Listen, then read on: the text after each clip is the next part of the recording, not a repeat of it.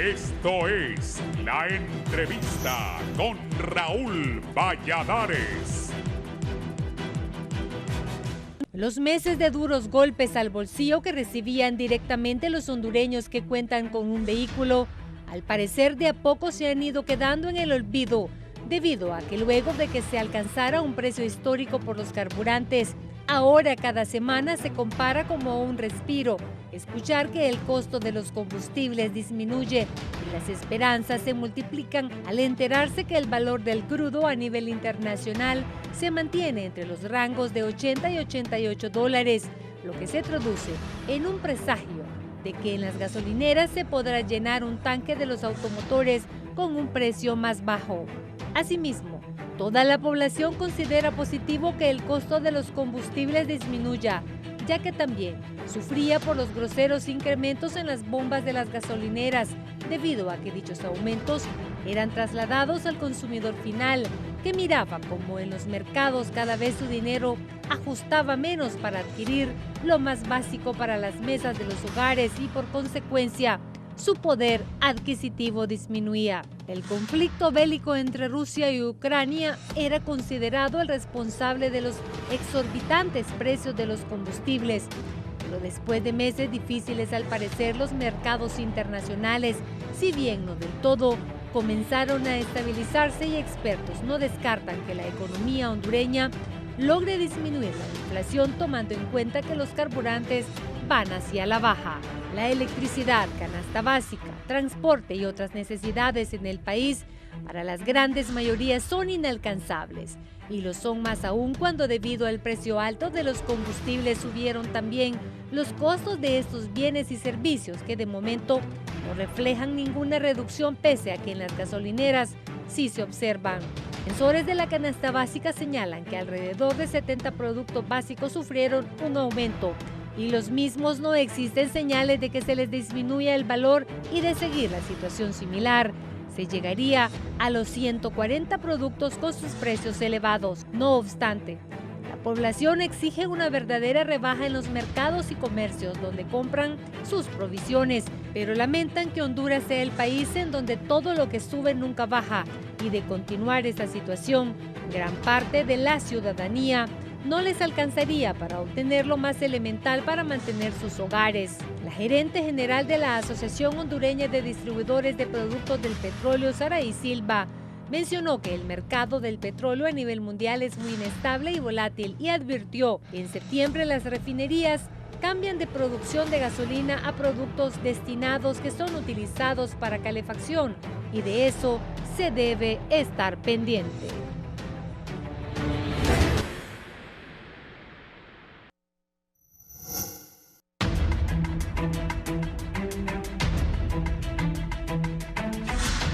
Muy buenos días, Honduras. Es un gusto saludarles y darles la bienvenida esta mañana del lunes 5 de septiembre de 2022 al foro La Entrevista, un interesante tema que vamos a analizar con los expertos esta mañana, así como lo mencionaba en nuestra nota introductoria Judith Bellino.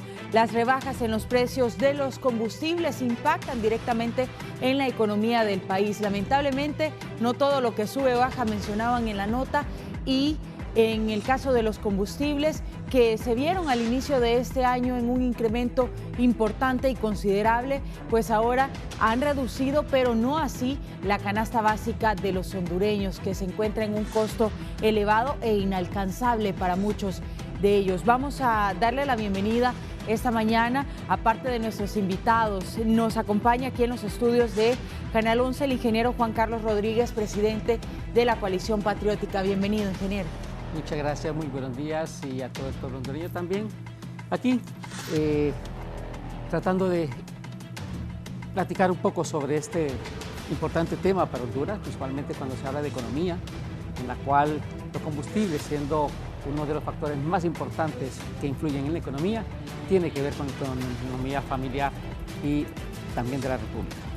Y vamos a hablar del tema, yo creo que de una manera accesible para la gente, para que entendamos por qué a pesar de que se reduce el precio de los combustibles, no baja la canasta básica. Nos acompaña también vía Zoom el licenciado Carlos Urbizo, destacado economista nacional. Buenos días.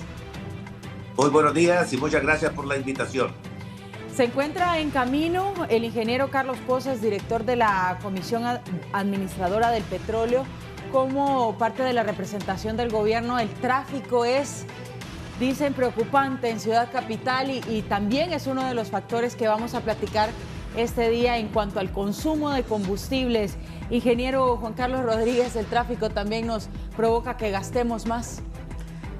Esa es una de las situaciones que a nosotros siempre nos ha preocupado, que en los últimos meses hayan obras de infraestructura paralizadas en Tegucigalpa y en camino en otras ciudades también. No pasa lo mismo en San Pedro Sula. En San Pedro Sula han estado caminando en la construcción de esta infraestructura, pero en Tegucigalpa, que es donde tenemos el mayor volumen de vehículos, vemos grandes congestionamientos de tráfico, precisamente por el asunto de baches, dos, el asunto de obras de infraestructura inconclusas que lastimosamente todavía después de 7 meses de estar esperando que la alcaldía pueda continuarlas, parece que por impases del Congreso Nacional, que no saben priorizar las cosas, no le dan la aprobación a estos contratos y que por eso está ahí paralizado y que está generando mucho congestionamiento. Y por otro lado, el asunto de las lluvias. Cuando tenemos lluvias en Tegucigalpa, esta ciudad es un caos, precisamente porque no ha sido tampoco manejada correctamente en lo que significa el manejo del desalojo de las aguas lluvias. Preocupante el tema de cómo colapsa la ciudad capital sobre todo y la complicación que genera no solamente para la población, sino para todas las personas que mueven la economía nacional. Tenemos en relación al tema del consumo de combustibles, problemas respecto al tráfico. En San Pedro Sula, ¿cómo se maneja, licenciado Carlos Urbizo, la comparativa? Sabemos que es difícil, pero en cuanto a consumo, ¿cuál es la diferencia?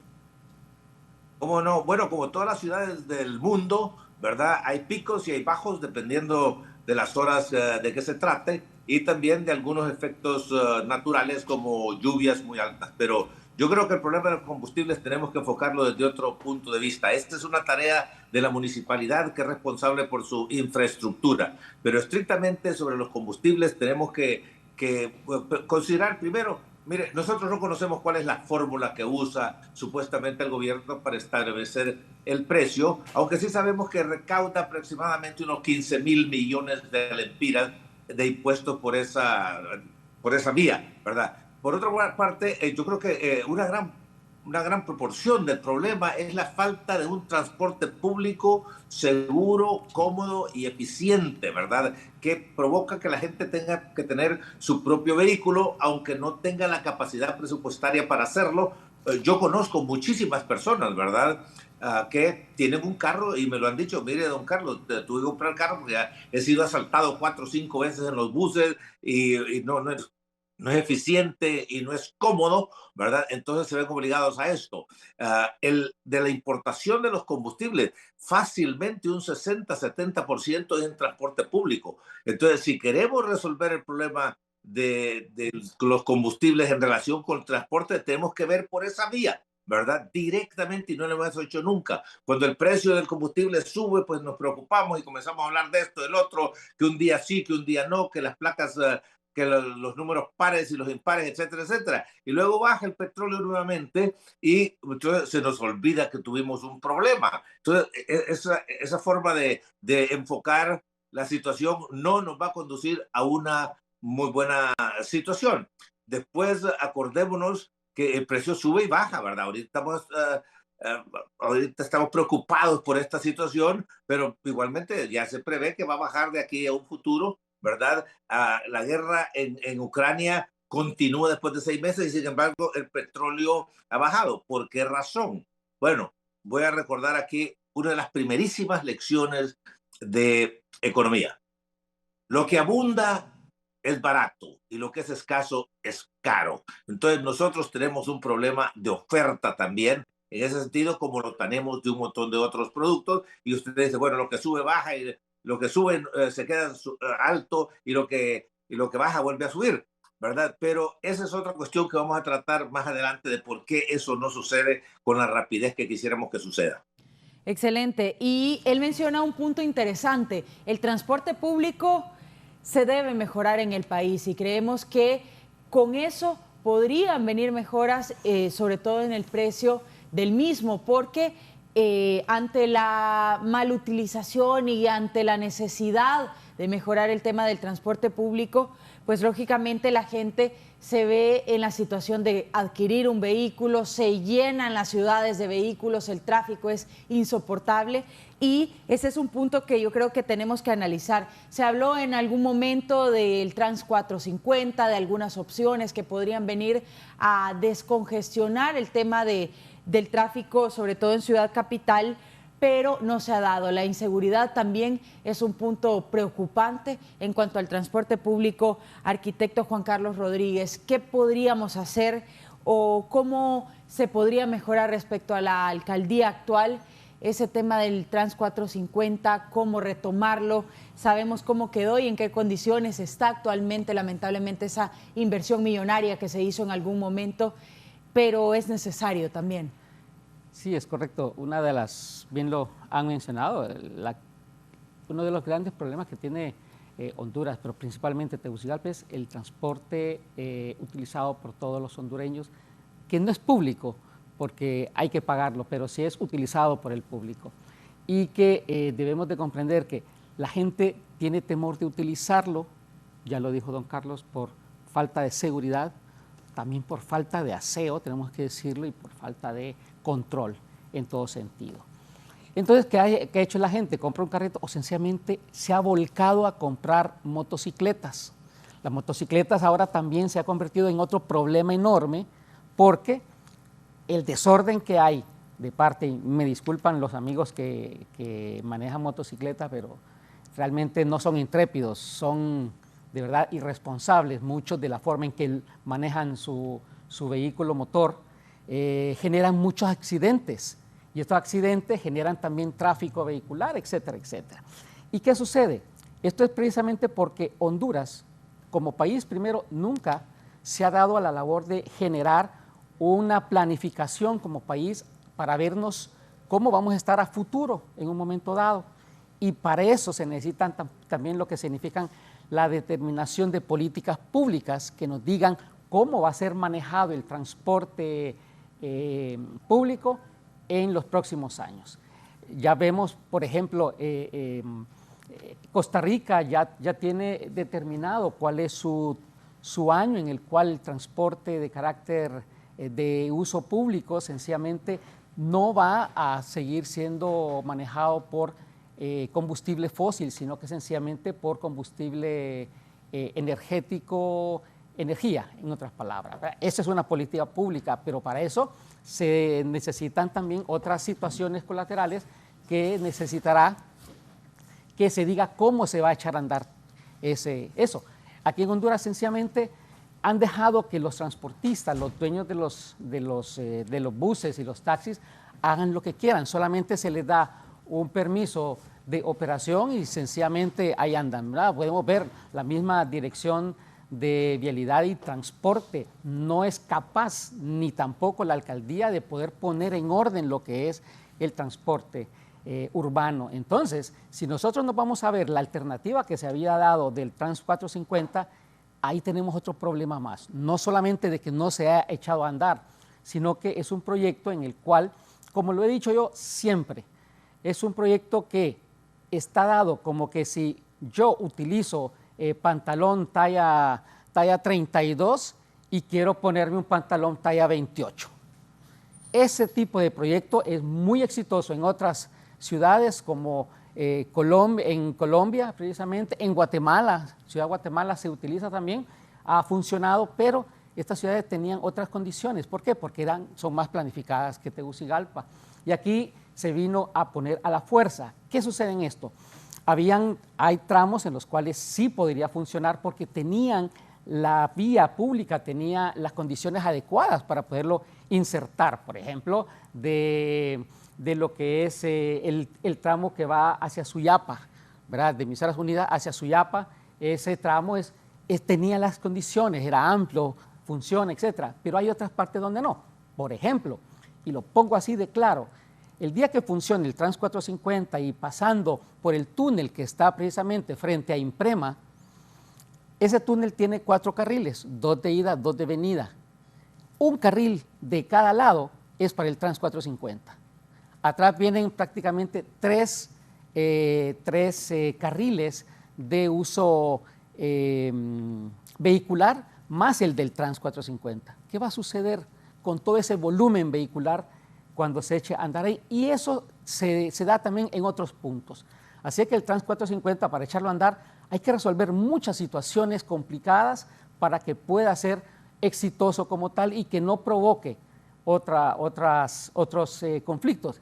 Y conste, si esto fuera un programa que estuviera, o un proyecto que estuviera ligado a un buen programa de transporte urbano, sencillamente se estaría trabajando ya como política de ciudad, política de Estado también incluso, en que el transporte del Trans 450 lo que buscaría es sacar del volumen vehicular diario a muchos vehículos, porque la gente tendría que utilizar el transporte urbano, como en este caso el Trans 450, pero mientras no se planteen muchas situaciones que todavía están en el aire, sencillamente el Trans 450 será un sueño que no puede echarse a andar. Es interesante conocer el punto de vista de los expertos en el tema de los combustibles y cómo se da el consumo o la tendencia de consumo aquí en nuestro país. Ha llegado ya el ingeniero Carlos Pozas, director de la Comisión Administradora de Petróleo. Mucho tráfico en Ciudad Capital esta mañana. Buenos días a todos y una disculpa a los invitados, al arquitecto Rodríguez, con quien ya hemos estado, y al licenciado Urbizo allá en San Pedro. Yo vengo desde Valle de Ángeles y siempre salgo bien temprano porque paso dejando a mis hijos de la escuela. Vengo haciendo fila prácticamente desde que salí. Hoy era un fenómeno particular porque no suele ser así, pero son de esos días que pasan a veces en nuestras ciudades, ¿verdad? Que como lo explicaban, lo venía escuchando por radio, fenómenos como el clima, como el estado de las carreteras, como las obras, a veces nos vuelven tan complicado el tránsito vehicular, ¿verdad? Y también el consumo de los combustibles, ingeniero, porque pues ante la debilidad del sistema de transporte público, pues la gente adquiere un vehículo, lo hablábamos al inicio y seguramente usted lo escuchó. ¿Qué se puede hacer respecto al transporte público para mejorar el consumo de combustibles? Primero quisiera hacerle una reseña de cómo se ha comportado precisamente el consumo de combustibles desde la segunda semana de mayo hasta esta semana, en donde se implementó por parte de la Presidencia de la República una medida de restricción de circulación en el sector gobierno, que se implementó una franja horaria para poder entrar a diferentes jornadas de trabajo para tratar de disminuir el flujo vehicular y en algunos casos implementar el teletrabajo. Antes de la entrada de esta medida se tenía un consumo promedio semanal de 11.4 millones de galones de los 3 combustibles líquidos. Y después de esta medida, en 13 semanas, tenemos un promedio de 9.3 millones de galones semanales de los 3 combustibles líquidos. El 40% aproximadamente de eso es representado por el diésel y lo demás por las otras 2 gasolinas, superior y regular. Eso es una respuesta a la medida que se tomó, pero también al acompañamiento de la población, que sin duda también ha tomado los consejos que todos los sectores hemos venido brindando de poder administrar mejor este recurso, partiendo de que a pesar de que han habido 9 semanas consecutivas de rebajas en el caso de la gasolina superior y regular, que son los combustibles más usados por la población particular para sus desplazamientos, sigue siendo un valor alto en comparación con periodos anteriores, ¿verdad? Y es por eso que seguimos llamando a la población a eso, a que siga administrando mejor su recurso. ¿Qué hacer con respecto al transporte público? Pues es complejo, ¿verdad? Es un tema muy complejo que lo hemos vivido por muchos años y que se ha venido agudizando. Creo que es algo que el Instituto Hondureño de Transporte ya está tomando en su gestión, está haciendo pláticas y mesas de trabajo continuas. Y bueno, es que es una serie de medidas estructurales, ¿verdad? Que no tienen que ver necesariamente solo con el transporte, sino que con temas de infraestructura, con temas de cultura, con temas aún de nosotros cambiar nuestro concepto de trabajo, de horarios, tantos temas que tienen que conjugarse para que en conjunto puedan dar un resultado en este tema del consumo de combustibles y que pueda trasladársela a toda la población este beneficio. Totalmente, es un conjunto de medidas que se debe tomar para la población hondureña. Es interesante ver el fenómeno de los combustibles respecto al tiempo durante este año 2022. Al inicio se dio un incremento importantísimo que afectó mucho la economía de las familias hondureñas. Ahora, con tendencia hacia la baja, se ha dado también una baja considerable y es un fenómeno que poco se había dado antes de la manera que se dio durante este año 2022 y que ahora la gente dice, bueno, se redujo el costo de los combustibles, pero ¿por qué no el costo de la canasta básica? Y yo creo que este es un punto bien amplio de tocar, pero que queremos analizar con nuestros invitados. Licenciado Carlos Urbizo, ¿quiere hablar sobre este tema? Cómo no, pero antes quisiera terminar con el del transporte público. El transporte público se entiende no solo que está disponible para todo el mundo, sino que es un servicio como el servicio de la educación y como el servicio también de la salud. Típicamente este es un problema que deben de atacar las municipalidades. A nivel de gobierno nos va a tomar otros 20,000 años llegar a algún lado, ¿verdad? Porque hay demasiados intereses creados, pero creo que sí, el problema baja a nivel de las municipalidades como debe ser, pues entonces vamos a encontrar una solución más rápida y que nos pueda servir de un ejemplo el que primero lo logre. Quiero también aclarar que el transporte público típicamente en el mundo, aún en el primer mundo, es de las municipalidades, ¿verdad? Y hay una corporación que lo maneja donde el alcalde no mete la mano porque si la mete se la cortan. Y hay una estabilidad y un profesionalismo en ese servicio al público y está hasta cierto punto subsidiado inclusive por el gobierno federal, en este caso el gobierno central que lo podía hacer, y entonces encontrar de que el pueblo pueda moverse. El transporte público es casi un derecho humano, digo yo, en el sentido que sin transporte público no llega a la escuela, no llega al trabajo, no llega al estadio, no llega a ver la novia, la esposa, quien sea, ¿verdad? Entonces es un problema muy serio. Y la baja que ha habido, en parte una medida por aquí, una medida por allá, pero también ha habido porque nuevamente el precio funciona. El precio tan alto obliga a las personas a utilizarlo un poquito mejor de lo que lo hubiera hecho. Entonces muchas personas, en vez de decir, bueno, vamos a la iglesia, regresamos, vamos al supermercado, ¿verdad? Vamos al cine, y hacen todas estas actividades separadas, ¿verdad? Que consumen mucho combustible, ¿verdad? Pero cuando ya es alto el costo, entonces la persona dice, no, programemos lo que vamos a hacer, vamos a ir aquí, vamos a ir allá, vamos a ir allá. Viene el hijo y le dice, papi, préstame el carro, ¿cómo te lo voy a prestar si la gasolina está alta? Bla, bla, bla, bla. Todo lo que ustedes ya saben, porque todos pasamos por eso, ¿verdad? Así que es importante hacer eso. Con relación a cuál es el impacto, pues eso depende, ¿verdad?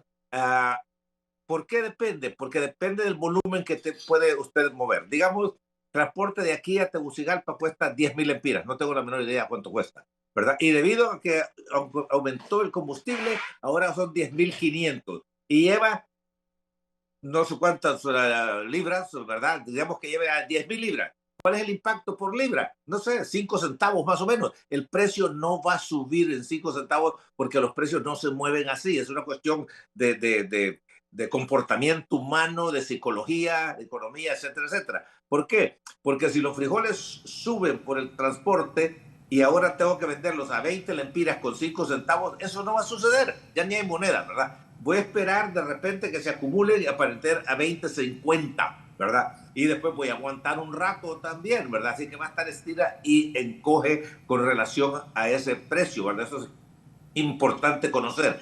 Y después no nos olvidemos que hay un componente de oferta y demanda que se conjuga en cualquier momento. Honduras tiene un problema de oferta. ¿Qué quiere decir? Baja producción en todos los campos. Y mientras esa producción no incremente, entonces los precios difícilmente van a bajar, ¿verdad? No. Tenemos que recordar una cosa. Todos queremos vender al precio más bajo posible. Pregúntele a cualquier vendedor, quiero vender barato. ¿Por qué? Porque va a vender mucho más, siempre que ese precio bajo le permita una utilidad. De otra forma, no va a poder bajar el precio. Eso tenemos que tenerlo en mente. Y para el complemento de que eso suceda, tiene que haber competencia, ¿verdad? Entonces, donde no va a haber competencia, pues ni modo, hay por definición un oligopolio o un monopolio que va a fijar el precio. Pero en el mercado hay muchas personas que venden frijoles. ¿Ustedes creen que en un lado lo tienen a 20 y en otro 20, 22? No, la gente anda preguntando. Entonces, todos tienen que vender más o menos al mismo precio y al precio más bajo, porque si no, hasta que no se agote ese precio más bajo, el otro que lo tiene acumulado no lo va a poder subir. Aquí llegamos a un punto en el que entendemos es complicado, porque, como lo menciona el licenciado Carlos Urbizo, no es que inmediatamente bajan los combustibles, se traslada al costo de la canasta básica. Quisiéramos que fuera así porque entendemos la situación de pobreza y la dificultad económica de la mayor parte de las familias hondureñas. Arquitecto, ¿qué podríamos decir al respecto? Bueno, mire, lastimosamente es cierto, cuando hemos visto en todo este año la tendencia ha sido siempre a tener combustibles con precio alto. Ha estado a la alza la mayor parte del tiempo de este año y apenas las últimas 9 semanas es que hemos visto que ha venido bajando en realidad. Pero, ¿qué sucede? La gasolina son las que han estado bajando estas 9 semanas, pero el diésel solamente ha bajado 5 semanas de las 9. Y recordemos que el combustible que incide más directamente en la economía es precisamente el diésel, porque es el que en algunos casos ayuda a producir, pero también en muchos casos ayuda a transportar, no solamente personas, sino que también productos. Entonces, cuando vemos cuál es el acumulado de las rebajas del diésel, nos damos cuenta que la incidencia no es como nosotros quisiéramos. Primero, no es de inmediato que va a reflejarse, porque una cosa es que empiece a rebajar el día de hoy, pero lo que estamos consumiendo hoy se produjo y se transportó semanas atrás. Incluso de la canasta básica, los granos fueron producidos cuando se tuvo la temporada de cosecha y que estaban los precios altos. Entonces, ahí la única incidencia que se puede tener de inmediato es en el transporte cuando no se han transportado del sitio de cosecha hacia los puntos de distribución, cosa que muchas veces ya ha ocurrido. Entonces, la incidencia en que nos puede llevar a tener un reflejo de rebaja de precios en los productos que consumimos solamente porque bajan los combustibles, no es así, no es tan fácil, ¿no? Y tampoco tiene la misma proporcionalidad, porque el combustible para lo que es producción o transporte no es el costo más alto, ¿verdad? Muchas veces podemos decir, uno de los costos más altos que incide más en la producción más que el combustible es la energía eléctrica más bien. Y esta se ha mantenido estable desde julio para acá, pero ha tenido alzas en los meses anteriores. Entonces, cuando analizamos todo eso, nos damos cuenta que es bastante difícil poder ver reflejado de inmediato, por un lado, pero también va a ser bastante difícil ver que los precios vayan a bajar como todos quisiéramos, ¿verdad? Porque no tienen la misma proporcionalidad. Y eso, si estamos viendo, y lo que tenemos que decir también ahorita, y debemos de estar preparados y conscientes de lo que sucederá en los próximos meses, el diésel está comenzando a subir precisamente por asunto de temporalidad. ¿Qué significa esto? En Estados Unidos siempre, en este momento estamos finalizando ya casi, estamos en las postrimerías de lo que es el verano. Vamos a iniciar ya dentro de pocos días lo que es el otoño y luego ya vendría el invierno, que es cuando se utiliza la calefacción. En cuanto a temperatura, en Estados Unidos se está poniendo bastante agradable, bastante fresco, y el otoño es una parte de esa manera. No se utiliza tanto la calefacción todavía, pero sí las refinerías están comenzando a detener la producción de gasolinas en todo el volumen, que lo han hecho para poderse trasladar a lo que es la refinación para la producción de diésel, ¿verdad? Y todo esto. Entonces, ¿qué sucede con ello? Esto es lo que está propiciando que en el mercado internacional también esté subiendo poco a poco, no con la misma forma que se dio antes, pero sí está subiendo paulatinamente. Y significará que el diésel, que es el que incide mucho en la economía, en los próximos meses no lo vamos a ver con los precios que estamos, sino que probablemente vaya subiendo poco a poco, aunque tenemos que decir también, llega siempre un momento en el que se da una estabilización. En este momento, por ejemplo, el petróleo en las últimas 2-3 semanas ha bajado de los $100 que ha estado, por encima de los $100 que ha estado antes, ha bajado hacia los 90, 87 dólares el barril, lo más bajo. Y en este momento ha estado haciendo una alza y baja entre los 87 y los 90 dólares. En este momento, acabo de revisarlo, estamos en 89,92, casi 90 dólares el barril.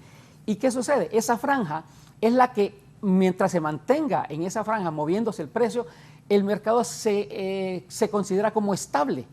Y entonces, mientras eso esté sucediendo, puede hacer que el precio del diésel no esté teniendo esa misma estabilidad, porque una cosa es el consumo de los carburantes ya refinados y otra cosa es la producción de petróleo, que tiene que ver con otras cosas.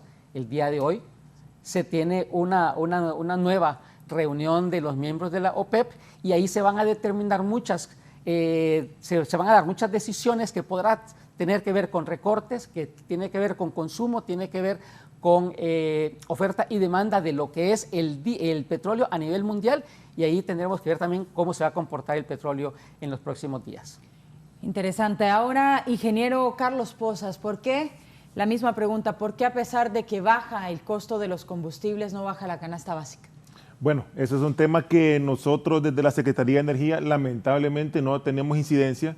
Nosotros velamos desde la Dirección de Hidrocarburos por poder trasladar todas las rebajas que se dan en el mercado internacional a los combustibles, pero hay otras dependencias de Estado, ¿verdad?, que son las que están dándole seguimiento también a estos temas y haciendo las negociaciones y las pláticas para que estas puedan ser trasladadas a la canasta básica. El arquitecto lo acaba de explicar muy bien. Lamentablemente no siempre se traslada de una manera tan efectiva las rebajas como sí pasa con los incrementos a veces, ¿verdad? Y él lo explicaba muy bien también. El costo de los combustibles no necesariamente es el que mayor impacta en el costo de un producto final, pero sí muchas veces se vuelve una excusa para poder incrementar el precio de los mismos, ¿verdad? Siempre hemos hecho un llamado desde la Dirección de Hidrocarburos, pero más como desde un punto de vista ciudadano, porque, insisto, no es un tema que nosotros veamos ahí directamente el costo de la canasta básica, sino que estamos concentrados meramente en lo que tiene que ver con los costos de los hidrocarburos, de los combustibles refinados, pero hacemos un llamado ciudadano, ¿verdad?, a que puedan revisarse y observarse estas rebajas que se han tenido, aunque en el caso del diésel no han sido tan pronunciadas como en el caso de las gasolinas, pero que así como se hacen los reclamos y las observaciones cuando estuvieron los precios arriba de casi a 125 lempiras el galón, que también se puede hacer una revisión en retrospectiva, ¿verdad?, para poder trasladar las rebajas a la población, ¿verdad? ¿Cómo se va a comportar el precio del crudo en las próximas semanas? Entendemos que también es muy volátil, es complicado predecir, pero más o menos en los estudios que ustedes tienen. Bueno, usted lo ha dicho, este año ha sido un año atípico, un año en particular, porque primero venimos de pandemia, en una temporada en donde los productores de petróleo tuvieron pérdidas nunca imaginadas, ¿verdad?, pérdidas millonarias, producto del confinamiento al que estuvimos sometidos en prácticamente todo el mundo. Eso provocó, si ustedes recuerdan, precios de petróleo nunca antes vistos, ¿verdad?, históricos a la baja, y precios de los combustibles refinados también históricos a la baja, pero no había una demanda porque estábamos todos encerrados en nuestras casas, ¿verdad?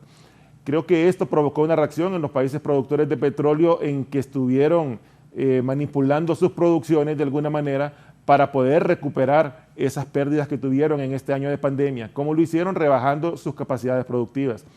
Yo creo que el conflicto bélico entre Rusia y Ucrania vino a representar una oportunidad para ellos para poder hacer una especulación en sus producciones, porque si los países productores estuvieran a 100% de sus capacidades, no tuviéramos esta crisis o no la tuviéramos a los niveles que hemos llegado.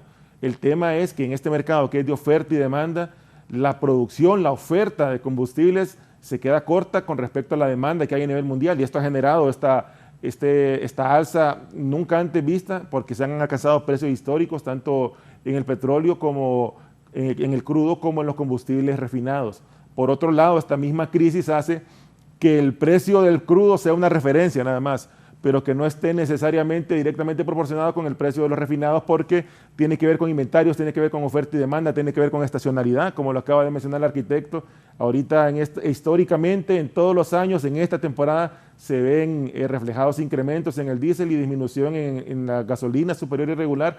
Entonces, es bien difícil poder predecir, pero sí hemos observado cierta estabilidad en esa franja que menciona el arquitecto, de entre los 84, 85 dólares, superando los 90 en estas últimas semanas, y eso de alguna manera nos da cierta esperanza de que podamos observar, al menos en las gasolinas, seguir observando reducciones, y el diésel pues lo estaremos observando con lupa, ¿verdad?, para ver cómo se comporta este mercado de referencia y poder tomar las medidas y proponer las medidas que ya se han tomado en el pasado. ¿Cree que seguirá entonces en alza el diésel? Eso es lo que históricamente se ha reflejado, producto de lo que acaban de mencionar, de la proximidad del invierno, que esto genera un alza en la demanda del diésel para efectos de calefacción. Y nuevamente es un mercado de oferta y demanda, y esto implica que, por supuesto, va a tener un impacto en los precios al público en este caso, el diésel. Recordemos, somos un país 100% importador, estamos sujetos a las condiciones del mercado internacional, y para ponerle una referencia ahorita, el precio CIF del diésel a la semana pasada era de 90 lempiras con centavos. Ese es el precio al que está llegando al puerto. A eso hay que sumarle la introducción, a eso hay que sumarle los costos de la empresa nacional portuaria, a eso hay que sumarle los costos de refinería. El Estado hondureño tiene un impuesto en el diésel de 10 lempiras con 90 centavos aproximadamente, y el precio en bomba está en 113.96 centavos, si mal no recuerdo, para esta semana. Eso significa que un margen bien estrecho, en el caso del diésel, se reparte entre lo que es el importador, el transporte y finalmente el detallista, que son las estaciones gasolineras. Entonces, hay una nebulosa en cuanto a que alguien se está atiborrando de dinero con esta crisis, y la verdad es que los márgenes tanto de los diferentes sectores de la cadena de comercialización como en este caso el agente operador del servicio de transporte no se han tocado en varios años, ¿verdad? Y de hecho el único que ha visto afectado su margen dentro de la cadena de comercialización es el Estado hondureño, con la medida que la presidenta tuvo a bien echar a andar, nomás comenzado su gobierno, de rebajar 10 lempiras por cada uno de estos 3 galones, cada uno de estos 3 combustibles líquidos por galón. Ese es la única modificación que ha tenido la estructura de precios de combustibles, ha sido esta reducción del impuesto. Y eso ha sido para poder enfrentar un escenario que no lo veíamos tan claro al comienzo de la administración y que se agudizó durante esta administración. Ahora, la otra pregunta es que, sí. Respecto a esa pregunta, quisiera hacer ver algo. Miren, cuando se habla de cómo se van a manejar los precios de los combustibles, uno usualmente debe de manejar el asunto tendencia, ¿verdad? No es posible ser tan exactos de cómo va a funcionar. ¿Por qué digo esto? El diésel en este momento comenzó a subir. En algún momento vamos a ver que en estos próximos meses van a haber alguna rebaja y después va a volver a subir. Pero la tendencia es para una proyección de alza. ¿Por qué? En Estados Unidos, por ejemplo, después de que tuvo varias semanas de baja, de repente comenzó a subir también un par de semanas, y la semana anterior tuvo una pequeña rebaja de aproximadamente 3 a 4 centavos de dólar por galón también. Entonces, esa situación no significa que si en alguna de esas decimos que va al alza, es que todo el mundo se preocupe desde ya y que nos va a afectar en la economía. Calma, en algún momento dado tampoco vamos a decir que nos equivocamos cuando veamos alguna rebaja. Es cuestión de tendencia. Y esa tendencia sí va a estar claramente definida de aquí a lo que es el final de año, que es cuando vamos a ver cómo finalizamos con los precios de estos combustibles. Ok, la siguiente pregunta es, ¿qué va a pasar al momento en que termine, ojalá, el conflicto entre Rusia y Ucrania? ¿Se podrá regresar a los costos que teníamos antes de la guerra o definitivamente es imposible? Vamos a darle la palabra al licenciado Urbizo. Como no, es muy probable lo más probable es que eso vaya a suceder, pero voy a repetir algo que ya se dijo aquí. Uno, Honduras no es productor de petróleo, no tiene petróleo tampoco, ¿verdad? Venezuela es productor de petróleo, pero importa los refinados, y igual México, ¿verdad? En segundo lugar, dependemos de un precio internacional. En tercer lugar, ese precio internacional es algo que conviene en los grandes productores, y estamos nosotros entonces a la merced de su capricho, de sus necesidades y cómo quieren manejarlo, y esa argolla no se ha podido romper a través de todos los tiempos. Estas crisis del petróleo se remontan allá como al 72, 73, que de repente los países petroleros dijeron, hey, un momentito, esto vale mucho más de lo que nos están pagando. Entonces nosotros tenemos que preguntarnos, ¿qué podemos hacer ante una situación donde no tenemos control y que es bien importante para toda la nación hondureña en cuanto a su transporte personal y a la producción? ¿Por qué está subiendo el diésel? Bueno, acuérdense que cuando algo comienza a subir, entonces la gente en el mundo entero comienza a buscar alternativas. Cuando subió la gasolina, entonces hubo una gran promoción por carros, taxis aquí que se mueven con diésel, etcétera, etcétera.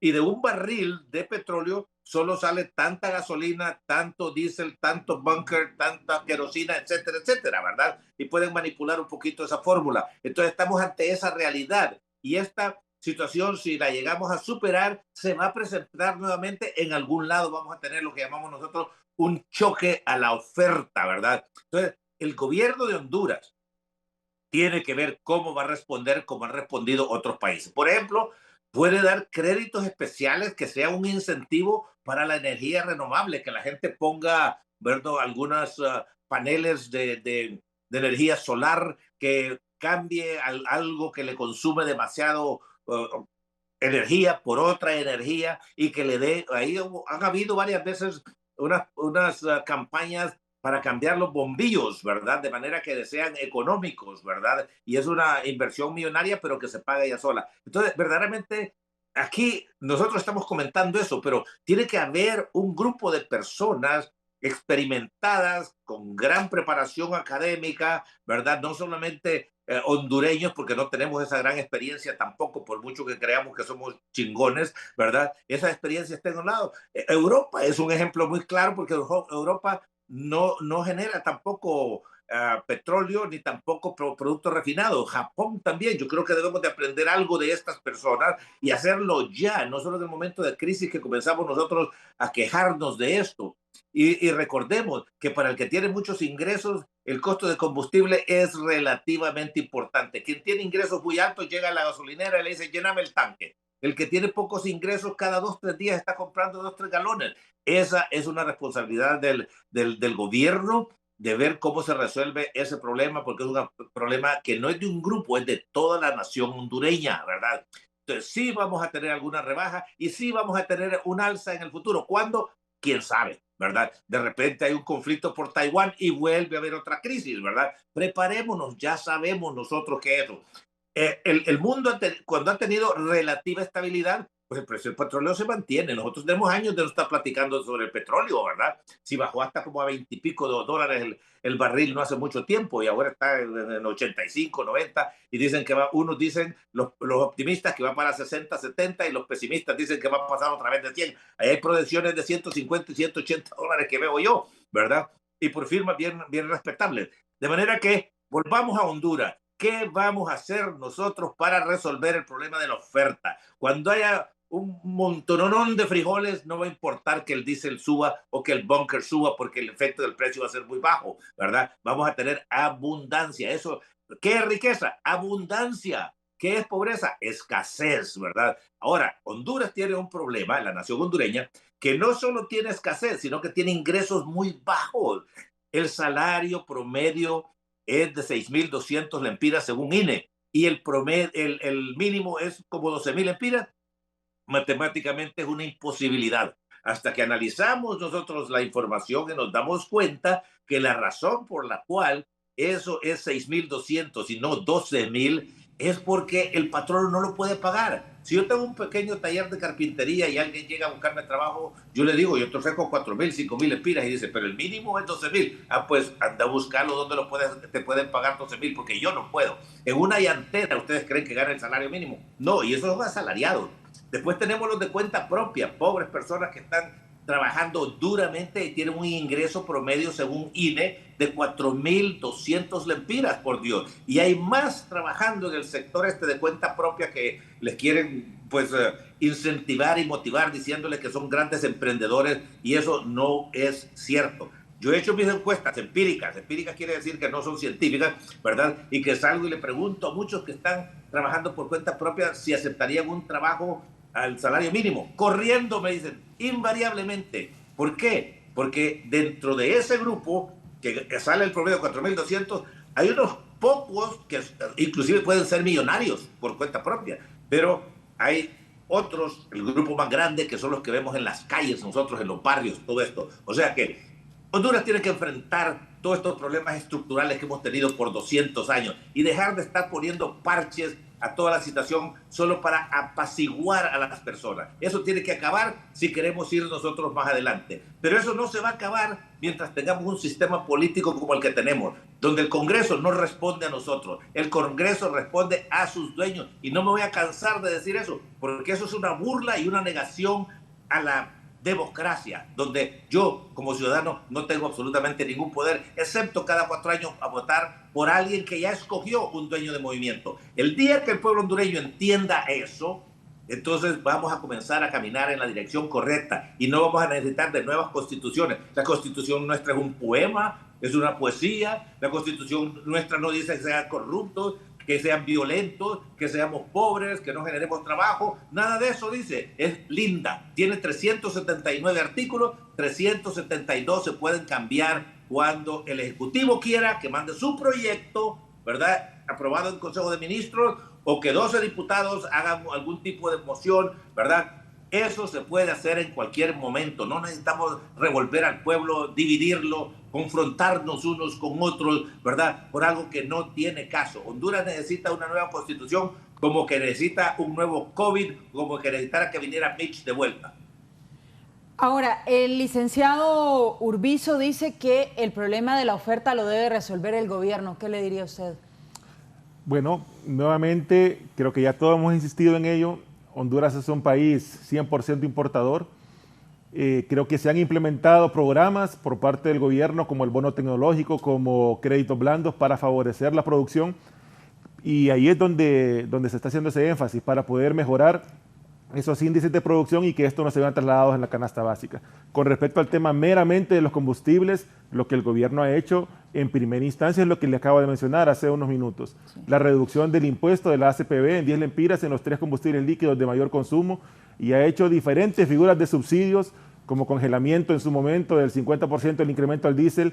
En su momento tuvimos la última medida de congelamiento de la gasolina regular y el diésel, y todas estas medidas en conjunto, a eso le sumo también el congelamiento del gas GLP doméstico, que tiene prácticamente todo el año de estar congelado y va a estar hasta el 31 de diciembre de este año, de acuerdo al decreto que se estableció. Eso significa que cada cilindro de 25 libras de gas GLP doméstico, el público paga casi 90 lempiras menos de lo que debería pagar por estos cilindros. Y entonces estas medidas en su conjunto, la reducción del impuesto ACPB, las diferentes figuras de subsidios, y aún con estas medidas de restricciones de circulación que han representado un menor consumo y por lo tanto una menor captación de la ACPB, en su conjunto suman al 30 de julio más de 4.000 millones de lempiras que el Estado hondureño ha puesto en la figura de subsidios, en la figura de congelamientos y en la reducción de impuestos. Entonces esas son las medidas que por lo pronto se han tomado para poder apalear esta crisis por parte de la población. Y por supuesto que hay acciones que son estructurales que tienen que hacerse, y no pensando nada más en apagar el incendio, sino que en poder enfrentar estas situaciones, y se está trabajando en eso, en poder tener un marco estructural que nos permita tener respuestas ya definidas a cada uno de estos escenarios de crisis, por lo menos en el tema de los combustibles. Es algo en lo que estamos trabajando para no estar cada vez que se presenta una crisis, porque lamentablemente cada vez van a ser más frecuentes, como yo lo acaba de decir el licenciado, hoy es el conflicto bélico Ucrania-Rusia, mañana puede ser otra pandemia global, mañana puede ser otro conflicto socioeconómico en otra parte del mundo. Entonces esto es algo que lastimosamente lo vamos a ver cada vez más seguido, y esto nos empuja a buscar otras alternativas. Energía renovable es algo que se va a impulsar desde este gobierno, buscar tener mejores tarifas de energía eléctrica. Ya se han negociado más de la mitad de los contratos, por lo menos en intención, ¿verdad? Lo manifestaba el ministro Tejada en sus cuentas, que ya hay un preacuerdo en más de la mitad de los contratos de generación eléctrica, y eso es algo que pues nos llena de optimismo, ¿verdad? De que vamos por buen camino, que va a costar, por supuesto. Venimos de muchos años de olvido de todos estos temas, en donde algunos grupos se han visto beneficiados de estas crisis, y por supuesto que eso no se va a cambiar de la noche a la mañana, pero una de las grandes lecciones y uno de los grandes retos que tenemos es precisamente eso: generar un marco, una estructura que nos permita un plan a largo plazo y no nada más estar apagando fuegos. Y respecto al tema de los subsidios, ¿por cuánto tiempo será viable mantenerlos por parte del gobierno? Es una muy buena pregunta, es una figura que no es sostenible a un largo plazo. Sin embargo, se han hecho esfuerzos descomunales, ¿verdad? Partiendo de las finanzas que se recibieron en esta administración. Como le menciono, al día de hoy estamos hablando solo en lo que tiene que ver con combustibles de más de 4.000 millones de lempiras, y esa cifra no está actualizada, la tenemos hasta el 30 de julio de este año. A eso tiene que sumarle el subsidio que el gobierno absorbió en el incremento de los pliegos tarifarios de energía eléctrica y las proyecciones de lo que se viene. Entonces, es algo que definitivamente a largo plazo no es manejable y por eso es que se están haciendo los ajustes y las planificaciones correspondientes, tanto en todo lo que tiene que ver con la cadena de energía, desde energía eléctrica hasta hidrocarburos, para poder traerle respuestas a la población que sean sostenibles a largo plazo. Y ahí llegamos a un punto interesante, el tema de energía renovable, que sabemos que podríamos abarcar otro foro completamente solo con ese tema, porque entendemos la importancia y tenemos en Honduras la riqueza y el recurso para poder desarrollarlo, arquitecto. Sí, mire, yo creo que es algo muy importante. Cuando vemos los vaivenes que ha tenido, como bien lo dijo el ingeniero Poza ya, el combustible, precisamente por el manejo del petróleo, que es por conflictos mundiales, etcétera, etcétera, y que este gobierno sí creemos nosotros que es algo positivo, ¿verdad? Buscar combustible alternativo o fuentes energéticas alternativas para tratar de cambiar la dependencia que tenemos tan fuerte con los combustibles.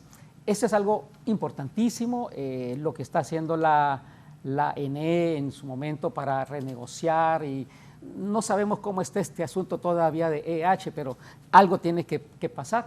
Es para beneficio del país, perfecto, todo eso es bueno. Así que yo creo que mientras el gobierno actual de verdad maneje esas directrices hacia la búsqueda de mejorar las condiciones de primero la energía eléctrica y luego lo que pueden ser los combustibles alternativos, es algo que va a beneficiar a Honduras. ¿Por qué? Porque definitivamente no podemos seguir pensando en lo tradicional nada más. Ya el mundo está cambiando y cuando se habla, por ejemplo, de los subsidios no son algo muy beneficioso, creo que es algo aceptable para un tiempo determinado, pero afecta las finanzas de un gobierno, las finanzas de un Estado. Y miremos el ejemplo del LPG doméstico, ¿verdad? Es un subsidio que yo casi pronosticaría que el otro año van a tener que mantenerlo. Se mantendrá. ¿Por qué? Ya bien lo comentó el ingeniero. Ahorita el gobierno está absorbiendo prácticamente 90 lempiras de un chimbo de LPG. ¿Qué va a pasar a diciembre si se mantiene alguna estabilización de precios de combustibles y de petróleo a final de año? Lo que va a pasar es que no va a poder tener el gobierno la posibilidad de quitar ese subsidio y darle un bombazo a la economía, principalmente productiva en este caso, con un precio que se va a disparar a 90, 80, 100 lempiras hacia arriba. Va a ser imposible, entonces van a tener que mantenerlo hasta que los precios de los carburantes vayan bajando a unos niveles aceptables. Así es que eso es casi un pronóstico que podemos ir haciendo. Pero algo muy importante en esto también es que, de la pregunta que usted también hacía antes, ¿qué podemos ver como pronóstico al asunto del precio del petróleo? Mire, cuando este conflicto bélico de Rusia contra Ucrania finalice, no es que todo se pondrá de nuevo a la normalidad y va a bajar el precio del petróleo. No, la economía mundial tendrá que acomodarse y eso le tomará varios meses para que se pueda acomodar. Pero esta crisis que nos trae la pandemia y ahora esta crisis bélica también ha hecho que los mercados comiencen a reactivar sus proyectos de energía alternativa. Por ejemplo, hoy en día se habla más de lo que es la producción de vehículos movilizados por electricidad. Ahora va mucho más rápido esta industria, pero está todavía volando aún más rápido lo que es el manejo del hidrógeno como combustible alternativo de vehículos. ¿Qué significa eso? Esto va a debilitar bastante lo que es la industria del petróleo, o lo va a preocupar por lo menos, y lo va a hacer que busquen en algún momento, tal vez dentro de 2 años, 3 años, que sean un poco más competitivos para que puedan competir entre hidrógeno, electricidad y petróleo para el uso mundial, ¿verdad? Para ese momento puede hacer que las economías, incluso pensando en lo que es el ambiente y la energía limpia, van a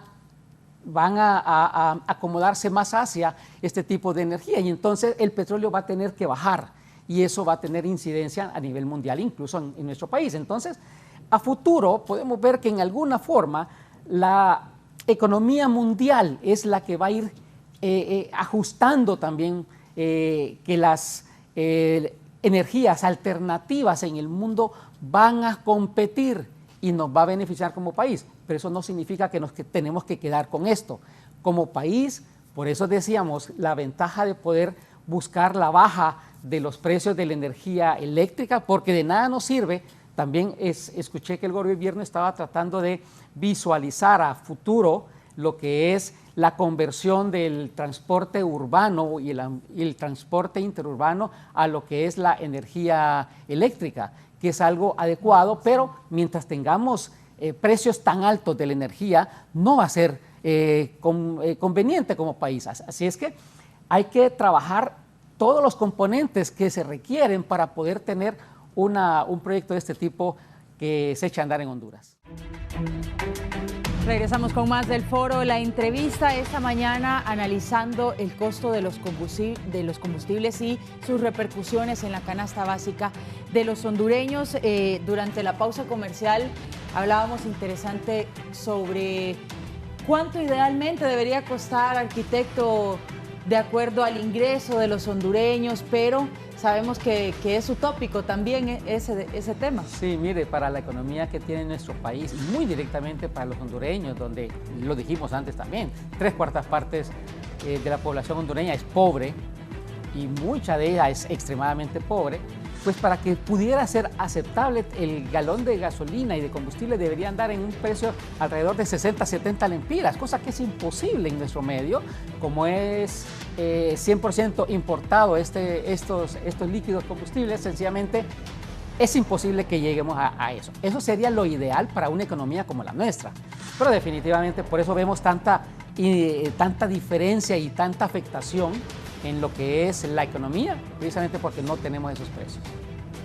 Ahora con el licenciado Carlos Urbizo, se ha analizado recientemente, en las últimas semanas, que el asesor presidencial dijo que se podría traer Petrocaribe y que si los combustibles seguían con esta tendencia a seguir más caros, se podría analizar esta propuesta. ¿Qué analizaría usted respecto a esa posibilidad? Bueno, mire, antes que esto, pues tengo que referirme a algunos comentarios que se hizo anteriormente aquí en este programa.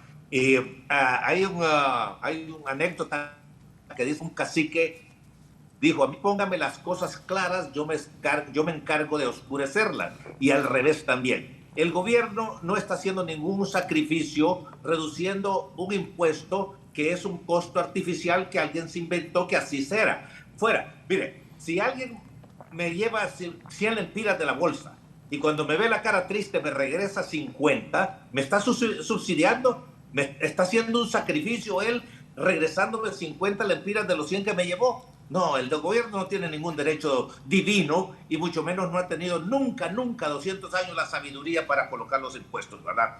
Pero por otro lado, sí le voy a decir que se puede justificar un impuesto inclusive más alto. ¿Y por qué? Porque el precio es determinante en la conducta de la persona en su consumo o en su ahorro. Nosotros no tenemos petróleo, como se dijo ya aquí sobradamente, ¿verdad? El precio es arbitrario por la OPEP, etcétera, etcétera. Entonces, entre más alto sea el precio, mejor uso vamos a hacer de aquello. Y entre más bajo sea, más lo vamos a desperdiciar y van a andar por arriba y por abajo, ¿verdad? Ahora, como nosotros, como dije anteriormente, y no, esto es algo que tengo que decirlo como en economía, oferta y demanda, y como la Iglesia Católica, en el nombre del Padre, el Hijo y el Espíritu Santo, ¿verdad? Por relación al gobierno, si nosotros cobráramos 200 lempiras el galón y la diferencia entre el precio real, que excluye los impuestos que están ahorita, son 100 lempiras, y ese dinero se utilizara para financiar el transporte público eficiente, seguro, cómodo, bonito, todo lo que usted quiera, con buenos aromatizadores por todo el olor que puede encerrarse ahí, creo que estaría bien. Pero sabemos nosotros que si eso sucede, ese dinero va a coger para otro lado. Ya en el tiempo de la administración del presidente Callejas se hizo un fondo de 180 millones de dólares y a saber dónde paró. Nunca se dio una rendición de cuentas de eso. Entonces tengamos eso en mente. Después tiene usted la ENE. y que tenemos unos costos altísimos de energía. Yo asesoro una compañía que el año pasado perdió 21 días enteros de producción y es una compañía que produce 24 horas al día, ¿verdad? Y además de eso, incurrió alrededor de 15 millones de lempiras en daños causados por esta variabilidad en el suministro de energía. Óigame, con solo que se mejorara eso, nosotros podríamos estar mucho mejor, ¿verdad? Así que lo que ha ocurrido en el ENE, por toda esa gran corrupción que ha habido a través de toditos los tiempos, ¿verdad? Y no nos podemos atribuir que en 6 meses esto ha hecho lo mismo, es porque el gobierno ha visto la ENE como una secretaría de Estado y no como un negocio, que es lo que es. ¿Cuál es el déficit de la Secretaría de Estado? 100% de lo que gasta, pues no tienen ingresos, pues. Lo único que tiene ingresos es la ENE, como 30,000 millones, entiendo yo, una cosa así, ¿verdad? Y entonces tiene un déficit, que ese déficit, ¿verdad?, lo absorbe el gobierno. Dicen que somos nosotros el gobierno, sí. Ese déficit lo vamos a tener que pagar. Y hay respuestas siempre y cuando se pueda ver como negocio. ¿Cuándo hemos escuchado nosotros que hay desfalcos, que hay corrupción, que hay manoseo de contratos en la cervecería, por ejemplo, una tabacalera? O en Química Tinán, que siempre les doy ejemplo porque son unos monstruos que venden miles de millones de lempiras. No lo hemos visto. ¿Por qué? Porque es un negocio y lo protegen tanto sus dueños como los empleados que han entrenado a través del tiempo y hacen carrera. ¿Cómo va a creer usted que va a coger de la calle el Banco Atlántida a alguien para que sea gerente de su compañía? Y eso es lo que hace aquí. Todos los gobiernos de la calle sacan a alguien. Y digo de la calle porque no tiene ninguna experiencia en ese negocio, no se ha preparado a través de los tiempos, hecho una carrera que culmine en un premio que se llama gerente de esta compañía o presidente de la junta directiva. Entonces tenemos que enfocar esos problemas estructurales. La ENE tiene que ser vendida para que deje dañar y golpear al pueblo hondureño. ¿Cuál era la pregunta ahora? Bueno, conozco aquí... suficiente. No conozco suficiente de Petrocaribe, pero no decir que Petrocaribe depende de Venezuela y Venezuela solo tiene un petróleo ahí que le llaman pesado, creo que tiene un componente de azufre tan grande que como no tiene dinero, Venezuela no ha podido pues mejorar su equipo para procesar ese petróleo y ha terminado importando combustibles. Lo mismo sucede con Irán, México. Imagínense usted que son productores de petróleo, importan el producto refinado. Por Dios, ¿eh? Ahora, licenciado, usted menciona se debe vender la ENE. ¿Qué podría decir usted, ingeniero? No, que es una pena. Sinceramente, ese tipo de comentarios, él decía que la ENE se ha visto como una secretaría y no como un negocio. Y la verdad es que quienes la han administrado sí lo vieron como un negocio, pero como un negocio particular. Y eso es lo que nos tiene lamentablemente en esta situación, ¿verdad? Yo creo que pretender privatizar una empresa que debería de ser soporte para el Estado y para el pueblo en general, yo creo que es algo que no debería de ponerse en la mesa, que no debería de estar en la expectativa de ningún ciudadano hondureño que le tenga amor a este país. Pues sinceramente eso responde a intereses particulares, es mi punto de vista, y yo creo que la administración actual de la ENE está siendo muy valiente al sentarse de frente con los generadores y poder hacer estas negociaciones de estos contratos que han sido sobrevalorados, que fueron negociados con triquiñuelas, con algunas cláusulas por debajo de la mesa, y eso es lo que tiene a la ENE al borde del colapso. No el hecho de que se haya visto como una secretaría, fue el hecho de que algunos pocos lo vieron como negocios particulares y que la expectativa que tenemos como ciudadanos es que respondan ante la ley por ese manejo que le dieron. Pero creo que es una postura que no vamos a compartir de ninguna manera, que la solución a esta crisis que fue generada por administraciones anteriores con respecto a la ENE sea venderla, ¿verdad? Porque eso sería de alguna manera responder precisamente a aquellos que generaron esta situación. Ingeniero, lo mismo decían de Hondutel. Yo me acuerdo que Hondutel ganaba 1,000, 2,000 millones porque nos estaba atropellando. Hasta el 25 de diciembre del 2005, un minuto en los Estados Unidos costaba 83 centavos de dólar. Al siguiente día entró Celtel con 39 centavos. Hoy cuesta 10 centavos y a veces gratis a través de WhatsApp y a través de Facebook. ¿Cómo podemos? Ahí está la muestra. Pero hay que contar la historia completa también, licenciado. Recuerde cómo se manejaron la venta de las bandas anchas. Déjeme terminar, yo lo dejé terminar a usted, ¿verdad? Usted tiene derecho a su opinión, que esté equivocada, ¿verdad? Porque el gobierno no está para manejar negocios ni financiar servicios a través de negocios. Entonces, que compre la cervecería, que compre la tabacalera y en 5 años la va a quebrar igualmente porque lo van a ver para una oportunidad de hacer dinero y no como el negocio que es. El gobierno está para darnos servicios públicos que los pagamos nosotros con nuestros impuestos y nos debe una rendición de cuentas. Y la primerísima obligación y la razón por la cual existen los gobiernos es garantizar y proteger nuestra seguridad y la de nuestros bienes. Eso se aprende en Ciencias Políticas 101 en cualquier parte del mundo. También educación pública, salud pública, ¿verdad? Y protección al ambiente. Y no cumple con ninguno de esos. De ahí tiene que comenzar. Mientras eso no suceda, mientras no haya ese tipo de enfoque profesional, técnico, desde el punto de vista de administración pública, vamos a seguir así como estamos de mal. Bueno, arquitecto. Puedo dar también mi opinión yo en esa parte.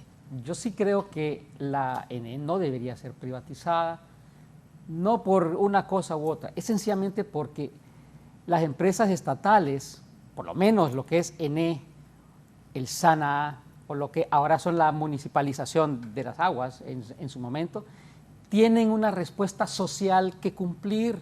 Ese es uno de los grandes problemas que no se puede visualizar con solamente principios de economía, en los cuales la economía es general para todas las sociedades, pero Honduras tiene 3/4 partes de su población es pobre.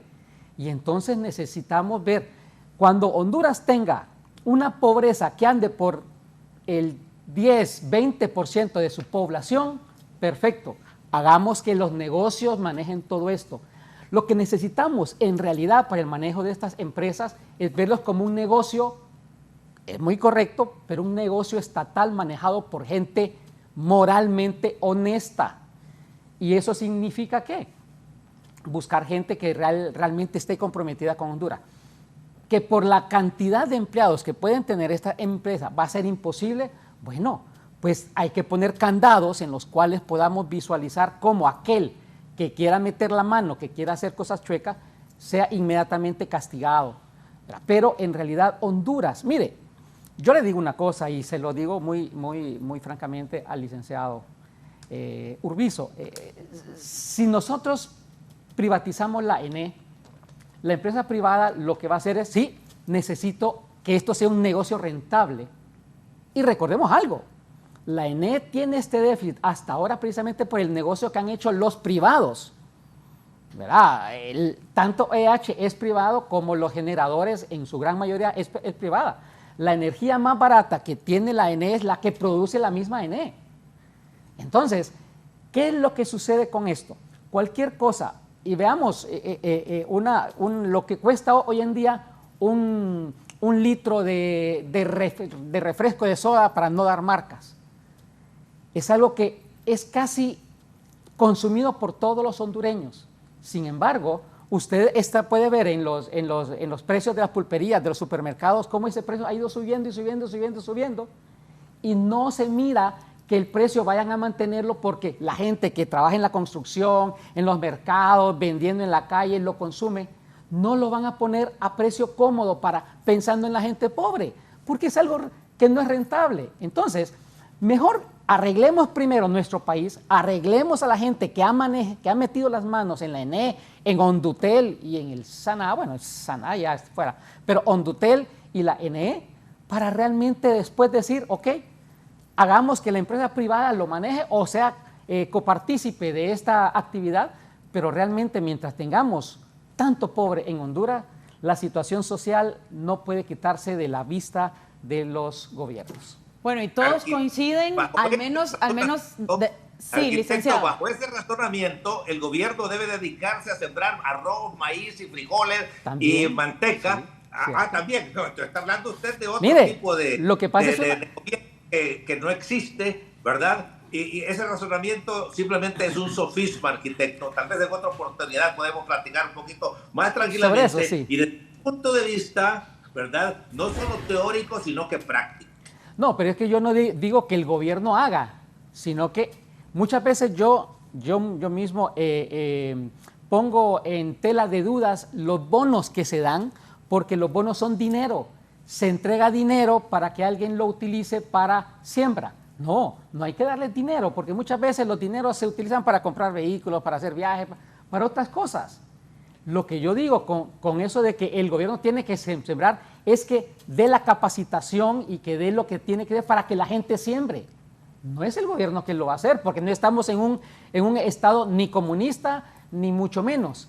Pero sencillamente el gobierno debe de asegurar también que los fondos que brinda para que se genere una actividad económica dé resultados. Si no, estamos gastando dinero como tirar sal en el agua. A eso me refería.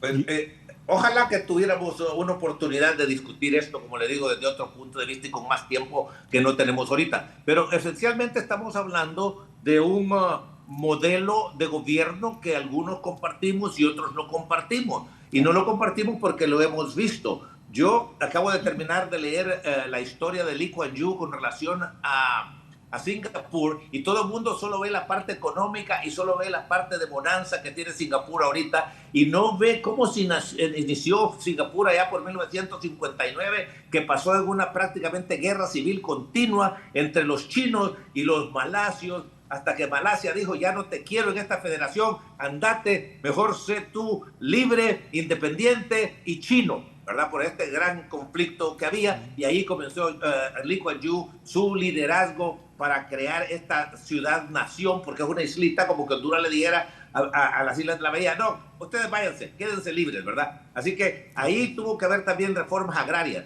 En Corea del Sur, reforma agraria. En Taiwán, reforma agraria. En México están desde 1910, que fue la razón por la cual hubo esa gran revolución, ¿verdad?, contra Porfirio Díaz, la revolución por la reforma agraria, y todavía no termina. Así que, pero de modo ya tiempo se nos ha acabado. Y mire, usted tiene un concepto de gobierno, yo tengo otro, somos ciudadanos, ¿verdad? Si hubiera democracia, el pueblo podría decidir, pero como no hay democracia, deciden los dueños del movimiento. Bueno, y usted es parte del gobierno, ingeniero. Recordarle al licenciado Orbizo que la administración del 2006 al 2010 del ENE, que manejó la licenciada Rixi Moncada, fue la última administración que generó superávit en ENE, demostrando que sí es posible administrarla correctamente y que deje de ser el lastre para el Estado que ha sido durante los últimos 12 años. Y nuevamente insisto, esa idea y esa propuesta de privatizar la ENE creo que es un premio para aquellos que la han deprimido hasta los niveles en los que estamos, ¿verdad? No, porque usted no sabe cómo se va a privatizar. Sí, usted está asumiendo que los que están explotando ENE van a ser los dueños. Y es otra cosa que no hay tiempo por acá. Yo estoy hablando de hacerlo profesionalmente. ¿Y cómo no va a tener superávit ENE si es un monopolio que nos explota? Eso fue en el pasado, no en los últimos 12 años. Usted tiene 6 meses de estar ahí, y yo estoy hablando de toda la historia de la ENE a través del tiempo. Lo mismo hizo Hondutel, explotando lo que convirtió a muchos ciudadanos en iliteratos técnicos, tecnológicos, que no lo pueden manejar, ¿verdad? ¿Por qué? Porque no tenían acceso a una energía, a un sistema de teléfonos, ¿verdad?, que fuera eficiente y barato como lo es hoy en día. Todo el mundo tiene. Hay más de 9 millones de teléfonos móviles. ¿Y por qué? Yo le he puesto que usted tiene un teléfono de Tigo o de Claro, pero no de Hondutel. Y si lo tiene de segunda. Todos tenemos de Tigo o de Claro, porque no queremos tratar con una Hondutel. No queremos tratar con el gobierno para un servicio que yo pago, como cuando voy yo a un establecimiento privado y yo exijo, y si no me gusta el producto, reclamo. Ir a Hondutel es como ir a un ministerio. Oiga, ¿cómo es posible que bajó de 4,000 empleados a 3,000, a 2,000 y todo siguió igual? Peor, ¿verdad? Así que dejémoslo ahí. Y yo respeto, que quiero decir, tiene derecho usted a pensar como piensa, y yo tengo derecho a pensar como pienso, y tengo derecho también a presentarle una opción a los que nos escuchan, y usted tiene otra, y el arquitecto tiene otra, y que el pueblo diga: pero me gusta esta, me gusta más la otra, aunque es un poco incompleta porque lo hemos tocado en último minuto.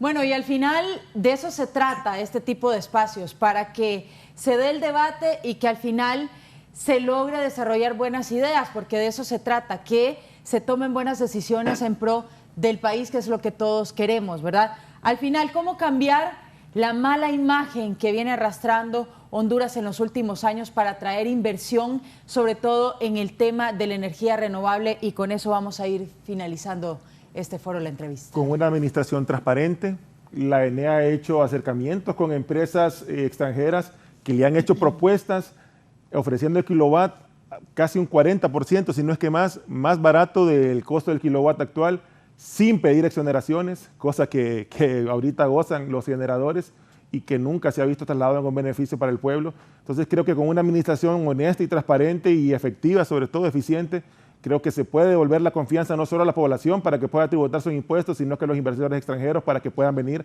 a hacer inversiones acá al país. Y nada más quisiera hacer una acotación antes de finalizar, decir que para el gobierno no es ningún sacrificio.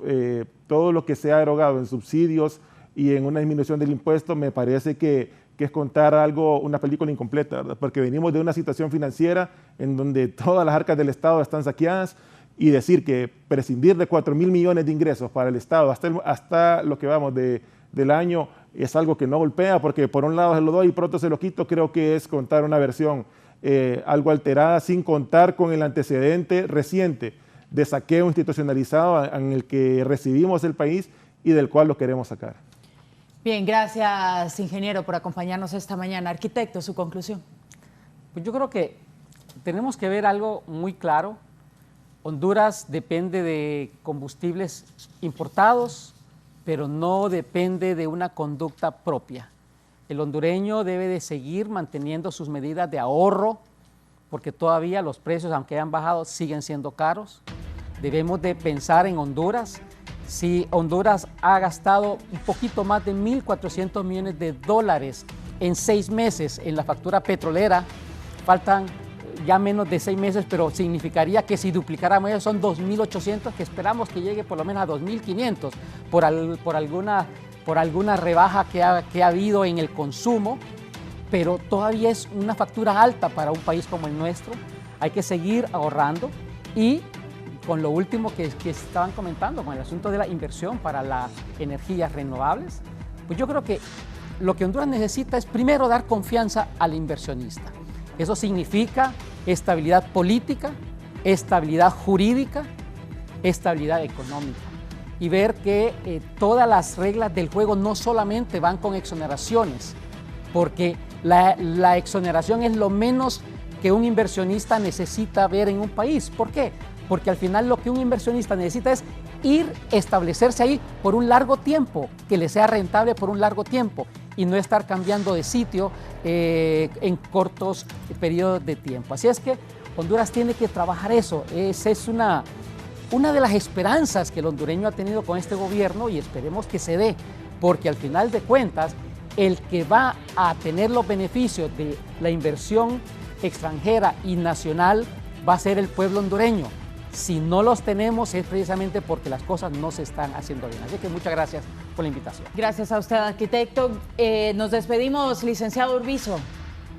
¿Cómo no? Un par de cosas. Todo el dinero que tiene el gobierno es de nosotros lo pagamos. El gobierno no produce nada, y los impuestos son el precio que pagamos nosotros por servicios públicos, y son deficientes, insuficientes, malos, y el dinero pues derrochado. Y este gobierno no se debe de sentir todavía culpado por esto, porque solo tiene 6 meses, todavía no sabemos, así que no tiene que defender cosas que son indefendibles, ¿verdad? En segundo lugar, estamos hablando de un tema micro, que es el sector eléctrico y las empresas dentro de cada uno de estos sectores, y siempre va a haber alguien que le provea de alguna forma, ¿verdad?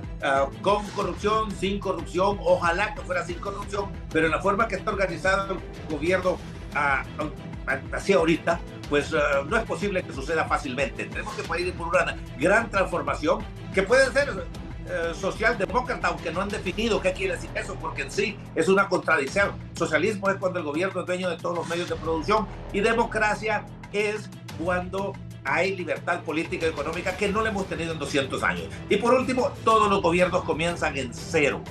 Que las arcas estaban en cero, así deben de estar, a menos que dejaron de pagar o que no cumplieron con el presupuesto, como es ahorita, que están hablando que apenas que vamos a 6 meses del año y menos del 50% se ha erogado, ¿verdad? Pues entonces de repente lo que va a hacer es menos deuda, porque nosotros pagamos como 120,000, 130,000 lempiras en impuestos, y la diferencia para llegar a lo que el gobierno plantea gastar e invertir tiene que ser con crédito. Y ahí pasan diciendo, que 44,000 millones de lempiras en pago de deuda. Sí, ¿y por qué nadie habla de los 51 o 51,000 millones de lempiras que va a recibir?